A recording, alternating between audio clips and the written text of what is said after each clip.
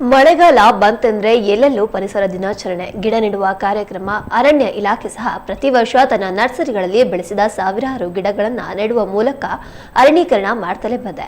ಆದ್ರೆ ಅಂತಹ ಅರಣ್ಯ ಇಲಾಖೆಯಲ್ಲೇ ಗಿಡಗಳನ್ನ ಬೇಕಾಬಿಟ್ಟಿ ಅವೈಜ್ಞಾನಿಕವಾಗಿ ನೆಡುತ್ತಿರುವುದು ಇದೀಗ ಸಾರ್ವಜನಿಕ ವಲಯದಲ್ಲಿ ತೀವ್ರ ಆಕ್ರೋಶಕ್ಕೆ ಕಾರಣವಾಗಿದೆ.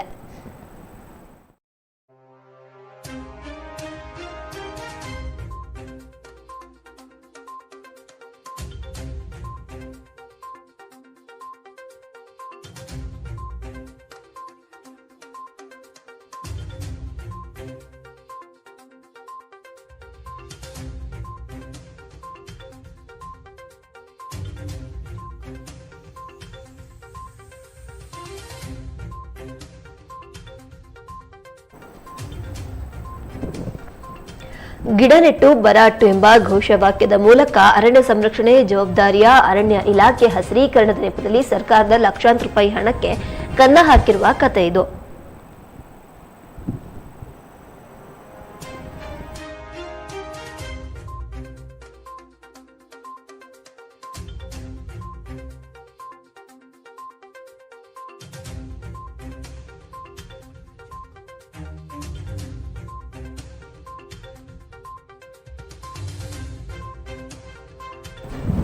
ಹೊಸನಗರ ತಾಲೂಕಿನ ಕೊಪ್ಪರಗುಂಡಿಯ ಶರ್ಮಾ ವಣ್ಯಾವತಿ ನರ್ಸರಿಯಿಂದ ಹುಂಚಾ ರೋಡ್ವರೆಗೆ ಹೆದ್ದಾರಿಯ ಎರಡೂ ಬದಿಯಲ್ಲಿ ಜಿಲ್ಲಾ ಪಂಚಾಯತ್ ಅನುದಾನದಲ್ಲಿ ಸಾಮಾಜಿಕ ಅರಣ್ಯ ಇಲಾಖೆ ನೆಡುತೋಪು ನಿರ್ಮಾಣ ಕಾಮಗಾರಿಯನ್ನ ಸಾಮಾಜಿಕ ವಲಯ ಅರಣ್ಯಾಧಿಕಾರಿ ಸವಿನಯ್ ನಡೆಸ್ತಾ ಇದ್ದು, ಈ ಕಾಮಗಾರಿಗೆ ಯಾವುದೇ ಟೆಂಡರ್ ಪ್ರಕ್ರಿಯೆ ನಡೆಸದೆ ಇಲಾಖೆ ಕೆಲ ಭ್ರಷ್ಟ ಬಿಳಿಯಾನೆಯಂತಹ ಅಧಿಕಾರಿಯೊಬ್ಬರು ತಾವೇ ಉಸ್ತುವಾರಿ ವಹಿಸಿಕೊಂಡು ಅವೈಜ್ಞಾನಿಕವಾಗಿ ಇಲಾಖೆಯ ಯಾವುದೇ ನಿಯಮಾವಳಿಗಳನ್ನು ಪರಿಗಣಿಸದೆ ಬೇಕಾಬಿಟ್ಟಿ ಗಿಡಗಳನ್ನ ನೆಡ್ತಾ ಇದ್ದಾರೆ.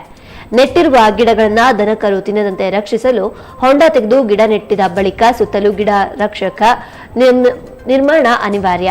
ಇಲಾಖೆ ನಿರ್ದೇಶನ ಪ್ರಕಾರ ಗಿಡ ನೆಟ್ಟಿದ ಬಳಿಕ 8 ರಿಂದ 10 ಅಡಿಯ ಮಾರಿಹಾಳ ಎಂಬ ಜಾಲಿ ಅಥವಾ ಬೇರು ಮುಳ್ಳುಗಳಿಂದ ಬೇಲಿಯನ್ನ ನಿರ್ಮಿಸಬೇಕು. ಇತ್ತೀಚಿನ ವರ್ಷಗಳಲ್ಲಿ ಅರಣ್ಯ ಇಲಾಖೆಯವರು ಗಿಡದ ಸುತ್ತಲೂ ಪರಿಸರಕ್ಕೆ ಮಾರಕವಾಗುವ ನೈಲಾನ್ ಬೆಲೆ ಅಥವಾ ಶೆಡ್ ಬಳಸಿ ಟ್ರೀ ಗಾರ್ಡ್ ನಿರ್ಮಿಸ್ತಾ ಇದ್ರು. ಆದ್ರೆ ದುರಂತವೆಂದ್ರೆ ಈ ಟ್ರೀ ಗಾರ್ಡ್ ನಿರ್ಮಾಣಕ್ಕೆ ಅಗತ್ಯವಾದ ಮರದ ಕಂಬಗಳಿಗೆ ಗಿಡಗಳನ್ನೇ ಕಡಿತಲೆ ಮಾಡ್ತಲಾಗ್ತಾ ಇದೆ. ಇದೇ ಗ್ರಾಮದ ನೈಸರ್ಗಿಕವಾಗಿ ಬೆಳೆದಿರುವ ಹುನಾಲು, ಜಂಬೆ, ಜಾಲ, ಕಕ್ಕೆ ಸೇರಿದಂತೆ ಹಲವು ಕಾಡು ಜಾತಿ ಗಿಡಗಳನ್ನ ಬುಡ ಸಮೇತ ಕತ್ತರಿಸಲಾಗ್ತಾ ಇದೆ. ಈಗಾಗಲೇ 100 ಗಿಡಗಳ ಮಾರಣ ಹೋಮ ನಡೆದಿದ್ದು, ಹಸಿರೀಕರಣ ಕಾಮಗಾರಿ ಕೈಗೊಂಡಿರುವ ಅರಣ್ಯ ಇಲಾಖೆ ಕ್ರಮ ಬೇಲಿಯೇ ಎದ್ದು ಹೊಲ ಮೇದಂತೆ ಎನ್ನುವಂತಾಗಿದೆ.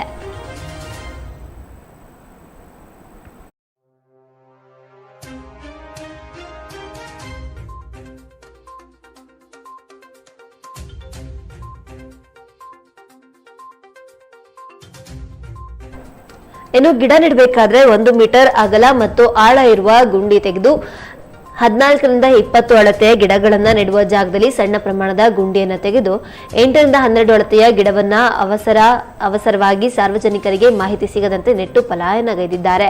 ಸ್ಪಷ್ಟ ನಿರ್ದೇಶನವಿದ್ರೂ ಅದನ್ನ ಪರಿಗಣಿಸದೆ ಗಿಡವನ್ನ ಬೇಕಾಬಿಟ್ಟಿ ನೆಟ್ಟು ಸರ್ಕಾರದ ಲಕ್ಷಾಂತರ ರೂಪಾಯಿ ಹಣಕ್ಕೆ ಕನ್ನ ಹಾಕುವ ಕೆಲಸ ಮಾಡ್ತಾ ಇದ್ದಾರೆ.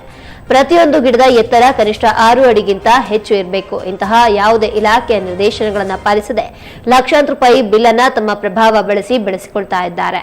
ಇನ್ನು ಕೂಡಲೇ ಹಿರಿಯ ಅಧಿಕಾರಿಗಳು ಈ ಭ್ರಷ್ಟ ಅಧಿಕಾರಿಯ ಮೇಲೆ ತನಿಖೆ ನಡೆಸಿ ಸೂಕ್ತ ಕಾನೂನು ಕ್ರಮ ಜರುಗಿಸಬೇಕೆಂದು ಸಾರ್ವಜನಿಕರು ಒತ್ತಾಯಿಸ್ತಾ ಇದ್ದಾರೆ.